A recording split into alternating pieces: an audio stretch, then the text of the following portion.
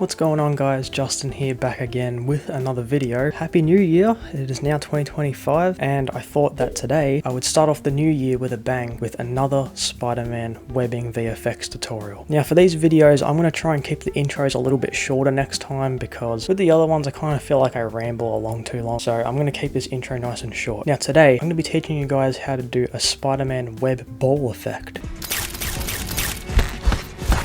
Now, I was inspired to make a tutorial on this after my friend TJ Channels actually asked me to do VFX for his Spider-Man Christmas special, Spider-Man Spectacular Christmas. And I thought, hey, I haven't actually done this effect a whole lot, so I thought I may as well give it a shot and experiment with it a little more and make a tutorial for you guys so you can learn how to do it yourself. This is probably going to be the easiest Spider-Man web tutorial that I've actually ever done because it doesn't really require that much time to complete it, so you guys should be able to learn this effect pretty easily. But one quick update that I actually want to give you guys before I get into this tutorial is, remember how I said last year that we were doing a Spider-Man Deadpool bye video? Well, that was supposed to come out last year, but there were a lot of weather changes and availability issues, but hopefully, maybe we might get it done this month. I doubt it, but maybe in February, we'll see, but it's definitely going to happen this year, so just stay tuned. And also stay tuned for the film that I actually teased on my Instagram and YouTube community post, because I'm really excited to get that film out. It's probably going to take a whole year, but I've been writing the script and it's got like 25 pages so far, and honestly this is probably one of the scripts that I'm most proud of writing, and I'm really happy with how the dialogue and the storytelling's coming out, and it's definitely going to be more grounded and more mature compared to my other content, but I'm really hoping that you guys are going to enjoy it. Also guys, for this tutorial I actually found a really good opportunity to use one of my Spider-Man masks that I've actually never even used in a video apart from when I was showing off some of my props, but for this video I was actually able to use this Spider-Man mask right here, which it's not really like on the most expensive side of masks. It's like one from like eBay or something, but the lenses and the brightness of the red of the mask really stand out, and honestly I'm probably going to use this mask a lot for Spider-Man skits, and I'm not going to use my full red and black Spider-Man suit mask or suit for just little skits because it honestly takes too long to put on. But for other projects like the bye video, then that's what I'm going to use it for. But for little skits and VFX videos that include Spider-Man, I'll probably be using this mask a lot. So yeah, it's pretty good, pretty decent, and I like it. I actually have an excuse to put it on now, so yeah. But yeah, other than that, I'm going to keep this intro nice, short and sweet, and let's just get straight into the tutorial. Okay guys, and here we are in the editing software. Now I'm using Wondershare Filmora as I do with every single VFX video that I've done. I don't even know if I'm ever going to change my editing software, to be honest, but I guess we'll see what happens. But anyway, as you can see here in my media, I've got the footage that I've recorded and the effects and sound effects that I want, and I've just sort of put together all of the footage for this video. I'm going to show you the sequence that I've edited together. Now this is all raw. There's no color grading or any sound effects or anything. It's just all the footage just put together. But let's just go through what we have here. So firstly, Spider-Man jumps into the shot and he's like, come on, come here, thug, and he walks over and they have a little bit of a fight. Now obviously some of these shots are going to be sped up, otherwise it's going to be too slow. But after that, the thug comes over and wants to fight some more, and here's where we do the effects. Now it looks like a lot, but it's actually not as much as you probably think, and you'll see why when I actually get into showing you how to do the effect. And then Spider-Man just walks off like, what a silly guy. Now what I'm actually going to go ahead and do first is alter this shot here, because as you can see, this web here is pretty in the center, but this one is actually pretty high in the shot. And the reason why that's slightly a problem is because if I go to the effects tab, what I'm actually going to be using is the cinematic bars, and if I drop that on top, you can't really see my hand all that well. So what I'm going to be doing is I'm actually going to be altering the footage a little bit and keyframing it so it comes down, and I'm basically going to be making the shot be shaking and like moving around with the web hand gestures to make it feel a little bit more intense and immersive. So let's just go through this and see if I need to do any other ones. That one's alright. I guess that's the last one there, but the point is I'm personally going to be editing this shot to sort of move around, kind of like how this camera movement is moving around with the thug here. So before I get into the tutorial, I'm going to go ahead and do that first, and I will be right back.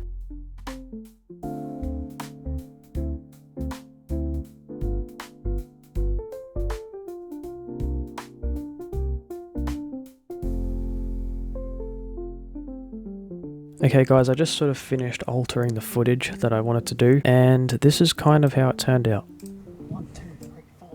It's a little bit like all over the place, but I think once the effects and sound effects are on top of it, it's actually going to make it really, really cool. And, you know, sound is really, really important, so it looks a little funny without it right now. But once the sound effects and music are on top of it, it's going to make it a lot more immersive. And obviously, you can see that there's a black bar at the top, and the reason for that is because I wanted the footage to come down so you can actually see my hand go up when I'm shooting the web there. And then when I put the cinematic bars on top, you won't actually notice that black gap there. So yeah, it looks pretty good.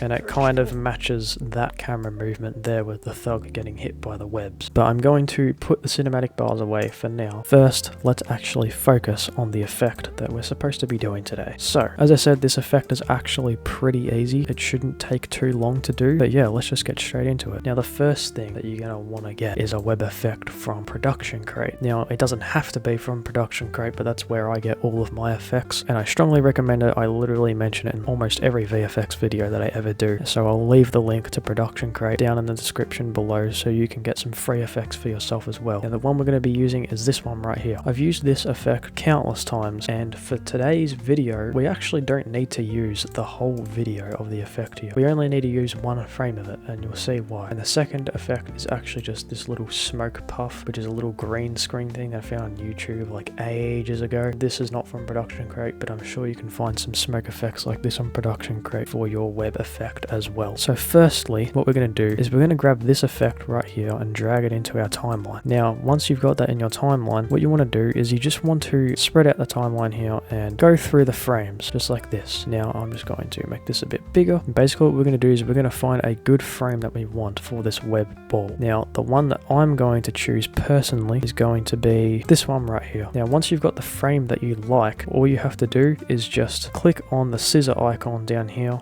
Just click that and then delete the rest of the footage behind it. Now, after you've done that, all you have to do is right click on the footage, go to speed and click add freeze frame.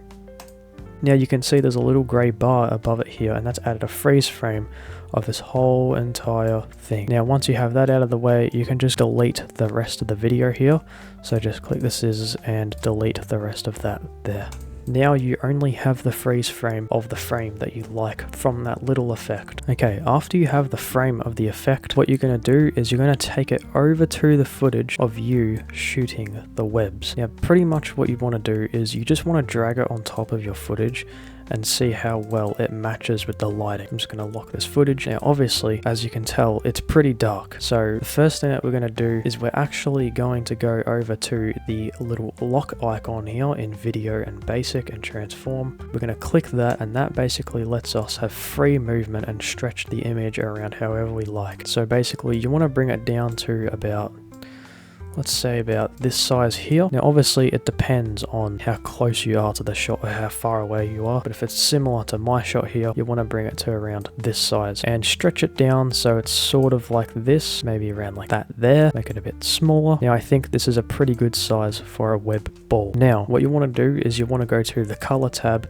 and scroll down to where you can see the exposure and brightness, contrast, and etc. What this is going to do is that it's going to let us try and brighten up the image to see how bright that we want to get it. So I'm going to go to exposure and I'm going to slide this about, let's slide it actually all the way up, maybe same with the brightness as well, all the way up there, and you can probably put the contrast all the way down. Now obviously, as I said, it depends on how dark or bright or close you are into your shot, but for mine, I need to have the exposure and brightness all the way up and the contrast all the way down. Now if it's still not bright enough, you can turn highlight and shadow all the way up as well, and that should make it a bit brighter for you too. You can even turn up the white tab, and that's almost turning up every single slider here. Now I think this should be bright enough for my shot now. Now after you have that set up, what you want to do is you want to go to the effects tab up at the top and search grainy blur, and it should be the very first one at the top here. Now after you see that, what you want to do, you just want to hold down and drag and drop it right onto your freeze frame. Now after you've put that effect onto your freeze frame, what you want to do is you want to double click on the freeze frame, go to effects, and you'll see the grainy blur here. Now what you want to do, just turn up the blur intensity all the way up for the moment, go to angle, and if you mess around with the slider, you'll actually see the direction that the blur is going in. Now what we want to do is we want to angle the blur sort of going sideways, so about here, not down like that, but going about sideways like that towards the thug. Now what that's going to do is it's going to provide some really cool looking motion blur for the web. So I've done it at 152. Now I'm going to turn the blur intensity a little bit more down, so it's more like there like that. And you can put the smoothness all the way up, or you can put it all the way down. It doesn't make too much of a difference, only because it's grass in the background of the shot, so it's a little bit hard to see. But if you turn the smoothness all the way down, it gives you more of a grainy look. If you turn it all the way up, it gives you a smooth look. Now this is pretty much what you want for the web here. It's nice and blurry, and it's going to be quick little web balls going past. Now after you have that set up, what you want to do is you want to grab this freeze frame and shorten it all the way down to about only 4 frames. So just about here, 1, 2, 3, 4. I've only got 4 frames of it, and that should be good enough. Now before you do anything else, what you want to do next is you actually just want to go back and look to see how many webs you actually shoot in your video. If you only shoot 1, this doesn't really apply to you. I mean, it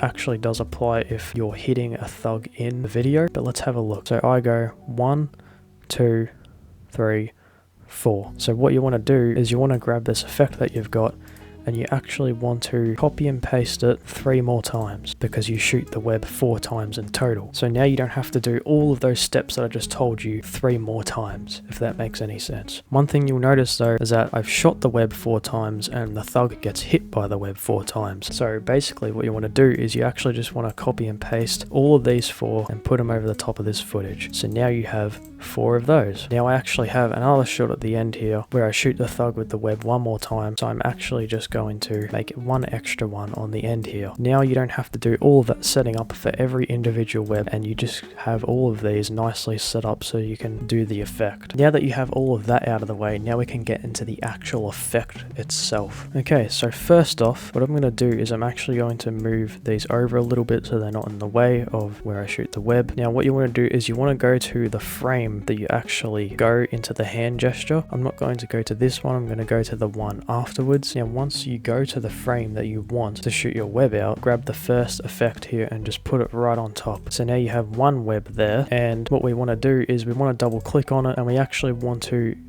put it near our wrist, and let's make it a little bit small here, probably about that small. Now I'm going to angle it about there. Now all you want to do once you have that set up is go down to this icon here, which is the keyframing tool. Now if you click that once, you'll notice that it's actually made a tiny little diamond shape here, which has just created a frame for us. Now all you want to do after you've done that is just go 1, 2, 3, and pretty much all you want to do is just stretch it a little bit, make it a bit bigger, and just drag it all the way to the end of the shot to where you can just see it a little bit. Now what that's done is that it's created a keyframe again, and it's traveling across the screen now. Now I'm actually just going to move this last one down a little bit, but basically what it's done is it's pretty much just done the effect for us. You've just created the first frame and the last frame. It's traveled from one frame to the next frame.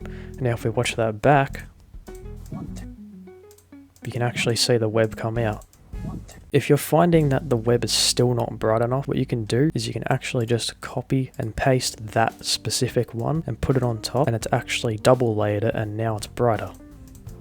And it looks really nice. Now for the last part of this, what we want to do is you actually just want to grab the smoke effect. This is optional, you don't have to do it, but the smoke effect makes it a little bit better. Now depending on what smoke effect that you have, you might not have to do this, but for me I have to double click, go to AI tools and select chroma key, and then color pick the actual black background. Now you might not have to do that depending on the effect that you have. Sorry, this frame is just really funny because I didn't expect it to show up. You might not have to do that for the smoke effect that you have, but for me I have to do that. Now obviously it looks like absolute rubbish right now, so what I'm going to do is I'm going to go ahead and fix this by double clicking on it, staying in the chroma key, and just putting the edge thickness all the way down and the edge feather all the way up. And then I'm going to go to the color tab, put the exposure all the way up, brightness about there, and then I'm going to go to video, drop shadow, and add like a grey drop shadow underneath, just to give it more of a smoky effect, and just mess with those sliders there. Now after you've done that, you sort of just want to go to the starting frame that you want for the smoke, which is about here for me, and what you want to do is you want to put that right at the start of the effect that you've just done. And once you have that sorted, you want to again go to the video tab and click on this lock icon so we have more free movement, and size it down to about, let's say here, turn it around, now you make it just a little bit bigger and put it right on your wrist here. Now you'll notice that there's smoke now coming out of my wrist. Now I'm just going to turn it a little bit, make it a little bit smaller and put it to about here, and I think that looks about the right size. What I'm going to do is I'm just going to mess around with the keyframe, so I'm just going to make one keyframe here, and let's just put this one around here or something, and it's going to shorten this clip. Now once you have that sorted, you actually just want to put down the opacity of the effect, maybe to around 25, so it's not too noticeable. And by the way, the opacity is also in the video tab, so you can put down the opacity so it's not as noticeable. And then after you have that sorted out, you can just go to transitions and get a dissolve transition on the end there, so it quickly fades out at the end. Now it'll look something like this.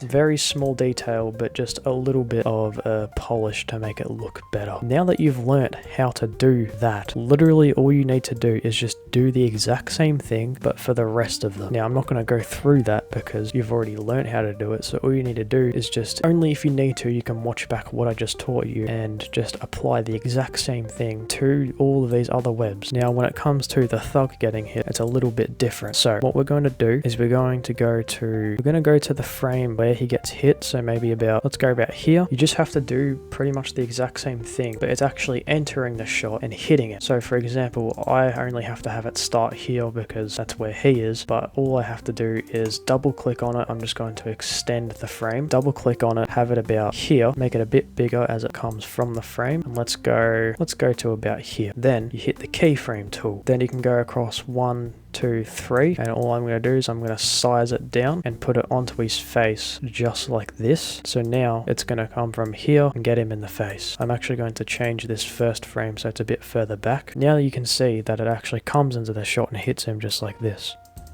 But obviously that doesn't look great. Now to polish it up, what you can do by choice is go to the frame after the frame as soon as it touches him, and what you can do is you can actually stretch it a little bit bigger like this, and then you can go to the next frame again, do the same thing again, sort of on the side of his face there, go again, and then you can just keep doing this and then make it smaller. It's really up to you how you want to polish this, but for me, I'm going to make it go like this, sort of make it go big on his face, and then it's going to go smaller with each frame. And you can sort of do a little bit of tracking here so it stays on his face. About there, go to the next frame, then you can start to make it smaller. So maybe something like this, then make it even smaller, the next frame. And basically what this is doing is it's just making the web dissolve every time it hits his face. And I think that web should be good. So it comes in and it sort of hits his face and it dissolves something like that.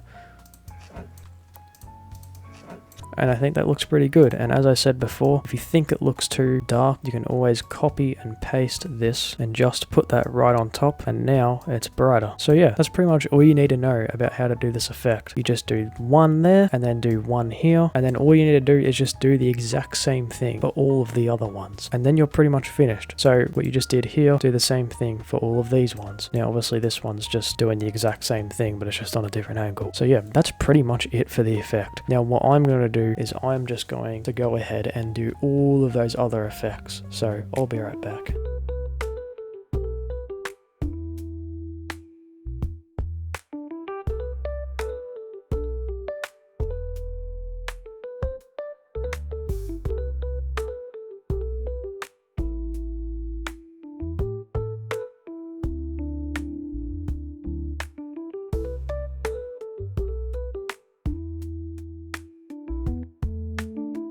Okay guys, I'm back, and I think that took me around 20 minutes or just over 20 minutes to do. It actually took a lot longer than I expected it to. Here are all of those web effects done without any color grading or any sound effects here. I just wanted to show you guys what it looks like as it's raw at the moment, so let's just have a look. 1, 2, 3, 4. 1, 2, 3, 4.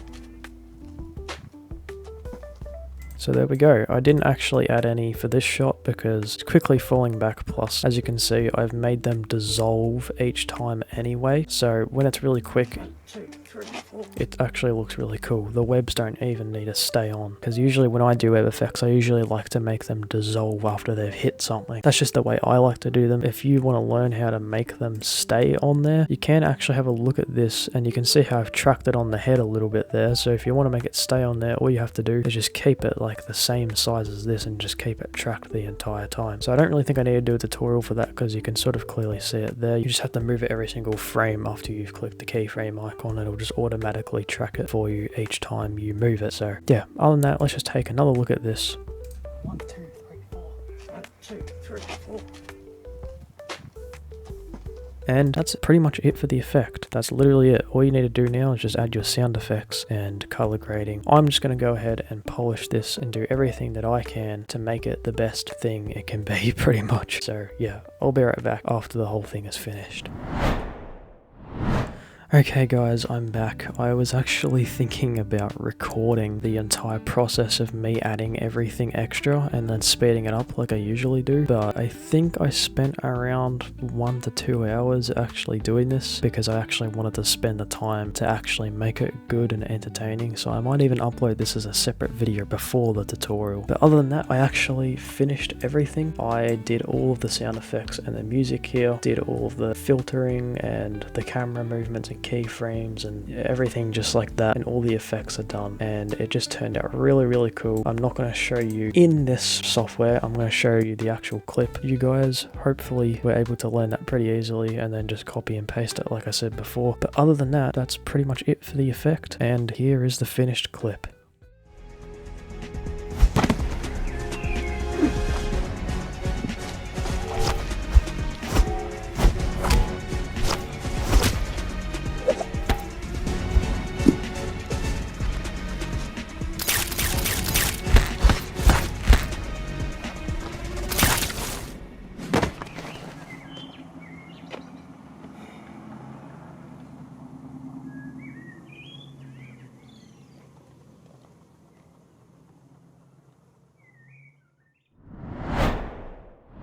Okay guys, well that was the tutorial on the Spider-Man web ball effect. I really hope you enjoyed, and I really hope you learned something new if you're making like a Spider-Man fan film or a skit or anything like that. And yeah, let me know in the comments below if this helped you, or if you have any questions, please feel free to ask and I'll definitely reply. Oh, and hey guys, what are your goals for 2025? I think my goal mostly is probably to maybe try and reach 3,000 subscribers on YouTube, and also finish the script for this film that I'm writing, and maybe even get it out this year. I'm not too sure yet, but other than that, I want to know what your guys' goal is for 2025, because I've got a lot of things planned for this year and I hope you guys do as well. Other than that, I hope you guys enjoyed this tutorial, and yeah, I'm going to keep the outro nice, short and sweet too. So yeah, happy new year, hope you enjoyed, and I'll see you guys in the next video.